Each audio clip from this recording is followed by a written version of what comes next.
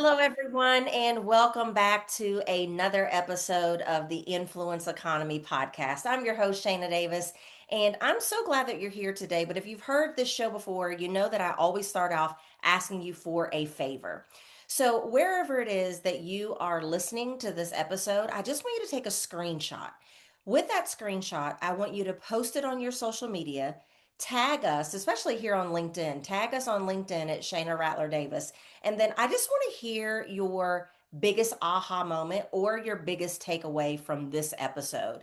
And the reason why I do that is not so much about downloads or other vanity metrics that I could measure. But what I know is that far too many leaders don't know how to cultivate and build like the external influence that the new world demands. And the more times that these episodes are shared, the more people that will be exposed to the signals that they need to develop in order to lead better. So I appreciate you in advance being willing to share. Well, I am excited to have my guest today. We've gotten to know each other over the last 6 months now, and I had the pleasure of being on her show recently, and now I'm grateful to return the favor of having her on this side of the mic. So I'm going to read her bio, and we're going to get to what I know is going to be a great conversation. My guest today has one goal in mind: to help people simplify their lives. With over 18 plus years experience in leadership development, employee experience, and as an international workshop facilitator, she helps medium to large corporations who are struggling with high turnover and low employee engagement to better navigate the ever changing world of work by simplifying. And she is here today to simplify employee experience, helping you become a hero in your workplace. She is also the host of the Simplifiers podcast, where she simplifies work, life, and everything in between. Her podcast has thousands of devoted listeners in over 155 countries around the world and is rapidly growing. She's been published in Forbes magazine, Newsweek, Huffington Post, MSN, The Times, Metro, and featured as one of the top 25 young event pros to watch by Special Events magazine. You can visit thesimplifiers.com to listen to the podcast and get connected. I'm excited to welcome to the show Mary Baird. Well, thanks for having me. This is so great. Yes, I'm looking forward to this conversation. Like I said, we had the opportunity to discuss what it is that I like to simplify on your show. And now today we're here to simplify employee experience and really look at how it's linked to the way that we influence and lead inside and outside of our organizations. Because, on one hand, I would like to believe that employee experience is something that is important and of high priority to every organization. But what I know from my experience is that many companies, that while they prioritize it, they don't really know how to do it effectively and how to focus on what is really going to get them the results. And so I think a great place for us to start is: how do you define employee experience and why is it so critical? We're getting ready to go into 2026. The landscape is crazy. Companies are dealing with talent wars and tech disruption and trust gaps and all the things, competition and anything else that you can imagine. So, how do you define that and why is that so critical right now? Well, it's a great question to start with, and I cannot wait to go deep on this topic and really get practical tips for your audience. So here's let's define first what it is not, because I think Okay. that's so much more visceral for a lot of people. Okay, it's Sunday. We're flash forwarding to Sunday at 8:23 p.m., and you, my friend, are feeling the Sunday scaries. You are sitting there going, "Oh God." The weekend went by so fast. I have to go to work in the morning. I've got that 8 o'clock stand up first thing in the morning on my calendar that's just taunting me. That feeling of dread that you have that night before. And if you have ever experienced that and you're listening to us right now, raise your hand or blink twice if you're in your car, because, the reality is corporate America, work is broken. It is fundamentally broken. And the reason behind that is just look at the news. In fourth quarter 2025, there was the most layoffs in one quarter since 2020. In fact, I read a study recently that said in just America alone, they toppled over 2 million layoffs in the fiscal year of 2025. Again, more than 2020, right after the pandemic. So, something is broken clearly because companies and organizations are doing round after round of layoffs, decimating the culture, decimating any sort of trust in your senior leadership. Because, if you're a survivor, somebody who's kept their job, yay, you now have probably two jobs that you're doing at the same rate, and you don't know if you're next in the next round of layoffs. So, what is great employee experience and the antithesis of all of that, which, again, feels very real for so many people? Great employee experience is a company where you feel like they genuinely care about you. They want you to do great work. They are removing roadblocks and any challenges that keep you from doing great work. And there's intention in every aspect of your employee experience. And I want to be really super clear here, Shana. Like, it does not mean that you need to have a Google-fied office from 2007, right? Where it's like everybody's on electric scooters and everybody's getting, chef-made omelets first thing in the morning. I mean, that sounds amazing and nice. This is not what I'm talking about. I'm actually talking about the different aspects of what it is like for you to go into work every single day. And that can be broken down, and we'll go into much more detail into this in the employee experience flywheel that I've developed, where we talk about the different levers that you can pull to ensure that your employees are actually having a great employee experience. For example, like you are investing in their leadership development. You are thinking about succession planning. You are focusing your intention on new hire onboarding or their digital experience, the tools they use to get the answers quicker to do great work. These are all elements of creating a great employee experience for however long that employee is with you. Yeah. One of the things that I think about all the time when I'm talking to an organization about their leadership development, since you mentioned that, is I say all the time, I'm pretty bold, so I say what sometimes people don't like to hear or others aren't willing to say. But there's many statements that I make about why their leadership development programs don't work beyond the workshop, like they're only for a minute. But no one, I'm not going to say no one. Too often, our leadership development programs are negating what the employee actually feels like they need to experience. And so Mm. it's like there's no wonder why you are creating these leadership development programs, but you don't necessarily see the needle moving for the results of whatever it is of the area of their work or themselves. It's like no one is focusing on who the person is and who they're becoming as the leader or exactly what it is that they want to experience as a leader. And so how do they use employee experience as a way to integrate and improve whatever leadership development they have planned for the upcoming year? Oh, preach. So there's two things. One is the concept of now versus next. Now, Mm, this is led by the HR team or employee experience team internally of mapping out the plan of what are the skills we need now in our current day business, regardless of the department, regardless of levels. What skills do we need now in order to hit our revenue targets in modern day today? mm-hmm. Then, what are the skills we need next, right? Where are we headed next? Maybe we're innovating into new products and services. Maybe we're moving into a whole new division and going after different competitors that require a completely different skill set. And when you look at it in that lens, then you can start to determine, okay, for this job role, for this department, we need these skills. to develop in the next 3 to 5 years. Great.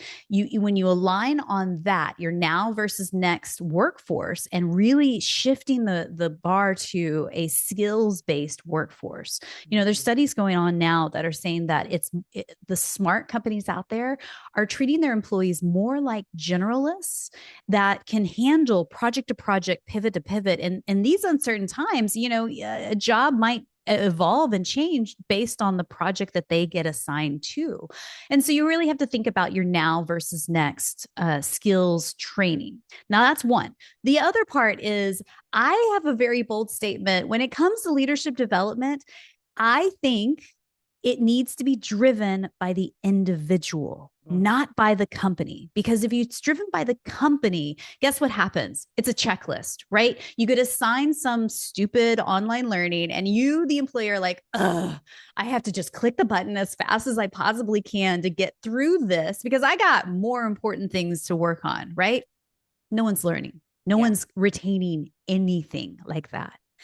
Though, if it is individual driven. So I come to you as your people leader, your manager, and I go, hey, Sheena, what do you want to learn this year? I'm here to support you in your leadership development, whatever skills you're wanting to learn most, hard skills, soft skills, everything in between. You tell me. We've got this roadmap of where we're headed next. And, I, as a people leader, will tell you, like, we're really trying to develop these 3 to 5 skills in the next couple of years. But I want you to decide, what are you most interested in learning? Boy, that changes the dynamic of the conversation completely. I go, wow, you actually care about the things that I'm most interested in learning. Let me go back and do some research. I then take the ownership of building my own IDP, individual development plan. I go off and research maybe some conferences that are local, regional, or in my state that I could travel to and develop my skills, build my network. Hey, maybe make some sales while I'm there. That conversation is completely different than, hey, subordinate, you have to go do this training, and this training, and I need you to get it done by 5 on Friday because, gosh, we have compliance coming soon. It's a whole different conversation. Yeah. Actually co-creating what's going to work instead of it just being a one-way pipeline. Totally. And here's the thing is that, quite frankly, I just feel like people leaders maybe don't get this training. So they just don't know what they don't know. And so I have a lot of grace for terrible bosses out there, some grace. But the truth is it's not a one and done. So you go off and you give your people the power to decide their own individual development plan. They come back with some great ideas. You go, awesome. My job as your leader this year is to remove roadblocks and create accountability for you so that you can achieve this IDP. So we're going to set up a meeting every 2 weeks. It's going to be a walk and talk. We're not going to sit down in a conference room. We're going to take a 10-minute walk around the campus. And you're going to tell me, how's it going? What roadblocks can I remove? What do you need more or less of from me as your manager?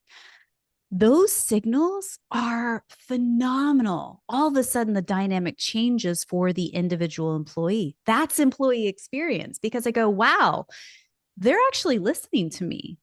It's these slow signals every couple of weeks that are repetitive, build upon one another, builds those 2 pillars of trust and respect. And it's 2 ways, right? That's great employee experience just in that one piece of the flywheel, leadership development. Yeah, powerful. You talked about new skill sets that might be required. And, the premise of the work that I do is all around presence and influence. Like, how are we really having a market advantage or a competitive advantage as leaders and as companies, exhibiting our influence and how we're influencing others? And so, what's the direct connection between employee experience and a leader actually being able to influence effectively? Well, I think you're spot on in all the stuff that you're teaching and the services you provide your clients, because I feel like the number one skill I hear from my clients that they need to develop in their teams is emotional intelligence. Emotional intelligence includes empathy, active listening skills, all of this is built on good communication skills as well. Gen Z gets a bad rep that because they've been raised on screens and things, they struggle with the eye contact. They're looking down when they talk rather than face to face. And, I feel that. But to be fair, every single generation that's come up, somebody somewhere has been like poo pooing on them and saying, Of oh, they're so course. lazy or they're so rebellious or whatever. I Of remember course. that when I was in my 20s as well. But the truth is, every single person, no matter your age, needs to develop their communication skills. And, when you have empathy for someone and you're dealing in high crisis modes, maybe it's in like a super busy season or launch season, and you got to get the ball across the court. Well, sometimes it requires you to have that empathy, that emotional intelligence in order to ask the hard questions Yeah. and people not get offended Hmm. and actually listen to what your requested call to action is.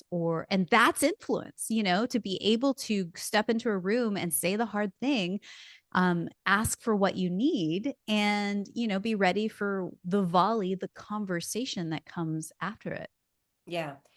Many of the pressures that companies are experiencing these days are external pressures. I mentioned at the top of the show, like we're in a war for talent, trust gaps are widening, everyone is being disrupted by technology and AI. And oftentimes, the way that our leaders influence internally is sometimes less important in this climate than how they influence externally, right? Like when we're looking at the authority and the credibility and the trust perception that is being built outside of the organization, how does employee experience actually affect or transform that external influence? Because I think that I'm preaching to the choir when I say nowadays it's no longer just the founder or the CEO of an organization that is having to engage outside of the organization. Oftentimes it's the entire core leadership team, and sometimes all the way down to even new leaders are having to engage outside of the company, whether that's on social media, whether that's with clients, investors, on panels. And so, how does employee experience affect that external influence? It's such a good question. So, yes, you're absolutely right. It's not just the C suite that are putting messages out externally Hmm. on, to the media, press, or social media. I think any senior leader, that could be on their LinkedIn having conversations, sparking conversations about hot topics in their industry, and their opinion of it are being seen. First off, if you're listening to this podcast, I'm guessing you are following the company you work for on LinkedIn, right? You see the super slick external communications, press releases, and fancy posts, right? That's great. And I'm not, saying anything about external communications. There is a nuance to that to get it right, to have the brand voice right. I'm actually talking about when a senior leader goes onto LinkedIn and posts, on an individual level. You can tell that she or he have written it themselves, right? Hmm. Here's the problem. If what they are saying is not matching what the actual employee experience is on the inside, there's a disconnect. For Right. example, let's say your CEO or your senior HR, your chief HR officer, just post on LinkedIn, hey, guess what? We just have been rewarded the Great Places to Work certification for the year ahead. And you're reading this going, what? This is not a great place to work. I struggle to get X, Y, and Z. I get told no more often than I did not. Like it feels not aligned in any way, shape, or form. That's doing you and the company a disservice. Yeah. So the bottom line is if you're going to speak externally as a senior leader, 100% yes, you should be doing that. But what you are saying, does it actually match the reality of what it is like inside your company? And where people, I think, sometimes miss this is that we don't do enough real, authentic employee listening on Mm, the inside, mm, asking your people in a very safe, confidential container, whether that's focus groups or coffee with the CEO or surveys or otherwise, really asking them, what's broken here? Yeah. What could we fix? What are your ideas of what you're seeing boots on the ground, no matter what level you are in your business and department? What could we do better? And then listen Yeah. and then take action on that. That's the key. You said this, we did this, and here's what's next. Yeah. Speaking of credibility, we touched on that a little bit and how the employee experience um, inside and outside of the organization can really make leaders credible. And I think when we're looking at all of the things that are going on in the landscape of our companies right now, credibility is going to be one of the key levers that helps us to overcome some of the headwinds that we're facing. And so, can you share an example of when an employee experience strategy has actually led to making a leader more credible? I mean, this is it. It is all about rebuilding trust in your Yeah. senior leadership. So, I worked for a company called Optimum, a massive telecommunications company, 10,000 employees, 10,000 contractors across the US. We had an employee experience team embedded inside the HR division. And our CEO was phenomenal at this. He came in, 3 years ago to a crumbling organization that had very little trust because they were told things and then senior leadership didn't follow through. And so there was a lot of pushback of like, you're telling me something slick because sit in a really fancy office in New York, but the boots on the ground reality in Louisiana is this. So, Mm. where is it going to change? And our CEO is committed to employee experience. He said, you know what? You're right. And here's what we're going to do about it. And so they built a full employee experience division to work on the things that people were saying were broken. And so, this is where I've also seen point blank the new paradigm that is coming in business. And in my opinion, the businesses that really attest to this paradigm shift are going to win in the next decade, Yeah. hands down, regardless of what industry. And here it is, get your pens out. It's super simple. Better employee experience equals better customer experience, Mm. which equals more profit for your company. Yes. So it's literally can't be more simple than that. And a lot of times companies just invest in the customer experience, but they forget to talk about the employees, right? So, they're working to the grindstone. They don't have a great hourly rate. They don't have good benefits. They're struggling to get uniforms for their frontline engineer, like the basic stuff. Guess what? That person is not going to be excited to go and have a great customer experience. They're just clocking in and clocking out because they hate Yeah. their job. Yeah. So, when you really focus on that paradigm shift, invest in the employee experience. And side note, I am not talking like ping pong tables and pizza parties. This is Yeah. not what I'm talking about. I'm talking about Clappers on your desk. no, I don't need another branded water bottle. That does not make me a good employee. Yeah. It actually instead is investing in the workplace experience where I work from the physical office, really putting thought and intention into succession planning, talent assessments, new hire onboarding, digital experience. All of these things are pieces of that employee experience flywheel that I've developed. This is what makes a better employee experience. And even if you just do a few of those things, all of a sudden you feel like, I'm not so scared to go to work in Monday morning. I actually am not dreading it. I'm excited about it. That changes the customer experience. That makes your company more profitable because customers stay where they feel like they're being taken well care of, right? And guess what? If you're more profitable, you don't need to do layoffs as often. It changes how corporate America is so broken. It changes the wheel all entirely. Absolutely. I always want to make sure that anyone that is listening to this show actually has tangible things that they can walk away with. I believe that most of us don't need more information. We need more things that we can implement. And so before we wrap up, Mary, can you share some of your top tips of how an executive can actually, what are some of the things that they can implement right away that can help improve their employee experience inside of their company? Great. So I am a big believer in data. evidence-based data. You cannot anecdotally think that you know the answer to what your employees are struggling with and what they want to experience in their company. That's why pizza parties happen, because you're like, oh, everybody loves pizza. Let's just go pay, spend $100 and get some pizzas in. Everybody's happy, right? Done, tick. We've done employee experience for this month. No, everything starts with employee listening. And even if you literally did a one question survey, one question, it's simple as this: what's one thing we could fix this month or quarter that would make your job better? That's it. Literally, that's it. If you ask that one simple question in an anonymous forum, so people aren't afraid to put their name down and say what's broken because they're afraid of, getting laid off because they're sticking up. No, you actually create an opportunity, a forum for them to give their information confidentially. And then you can pull the threads with that more and go, okay, well, tell me more about that. Tell me what your idea is, boots on the ground, of how we can fix it.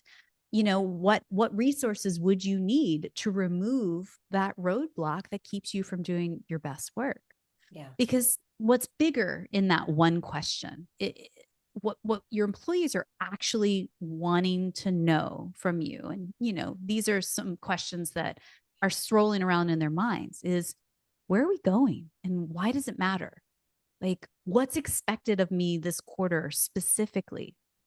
When you tell me the truth, even when it's hard, will you actually tell me the truth as my senior leadership? Will you invest in my growth? Are you going to advocate for me and my role in rooms when I'm not present? And do my daily rituals and tasks actually help me do my best work, or do they actually get in the way? That's like the deep underlevel stuff that they're not going to tell you, right? Yeah. But those are the fears and the pains that sit under that layer. That if you can just ask that one simple question, pull the thread, get a little bit more details, and then you must take action within 10 to 14 business days. You said this, we did this, here's what's next. You're going to notice, just treat it like a science experiment. You're going to notice trust is going to increase in your organization. You can test it with a survey and look at the trust scale as it goes up, but you're also going to feel it. And that changes everything across a full enterprise. Yeah. Great advice, Mary. You're the queen of simplifying for a reason. So, if they want to follow you on LinkedIn, how do they find you over there? Of course, yeah. So if you just go and do a search for the simplifiers, you'll find our LinkedIn page. But I love it when people find me directly. So just search for Mary J. Baird. It has a designation after that, PHR. But yeah, if you find me on LinkedIn, send me a connect. Tell me you heard this episode. I'd love to connect you with you over there. Awesome. And if someone wants to take things further with you, what would you like to offer? Oh my goodness. So 2026 is going to be a massive year, I believe, in employee experience. The first and foremost I want to tell everybody is I'm actually releasing a book in spring 2026. The book is called The Simplifier's Guide to Better Employee Experience. And let me tell you, it is not a big fat theory textbook. This is Yay. a modern playbook, very quick to read, because let's face it, HR folks, you guys don't have the time to read a big, massive book. This is built on the Simplifiers Employee Experience Flywheel, where every chapter is a part of the flywheel. So for example, a chapter on new hire onboarding, a chapter on leadership development, talent assessments, etc. And it's almost like a choose your own adventure book where you find the chapter you need and go to it directly after you have done a full sprint of employee listening. It talks you through every single step, copy and paste, how to use AI to do any of these bits and pieces and really take action and do the thing quickly. Awesome. And how can they find out about the book? Yeah, Is it head over. available pre-order or? Oh my goodness. We are going to be in pre order in early winter. So, right around February of 2026 is when we'll open the pre order window. But I'd encourage you is just to head over to thesimplifiers.com to find the podcast, or you can go to marybaird.co, and that's where you can sign up for our newsletter and get plugged in as early folks to be able to see early access to the book as well. Awesome. It's going to be a great addition to the People Leaders. So I'm excited to get that book myself and excited to help you promote that when the time is right. So, Mary, thank you so much for being here today. I appreciate you sharing your nuggets with the listeners here at the Influence Economy podcast. And everyone, I hope that you will share this episode and go back and listen to previous and future episodes as well. Everyone, have a great day. Bye bye.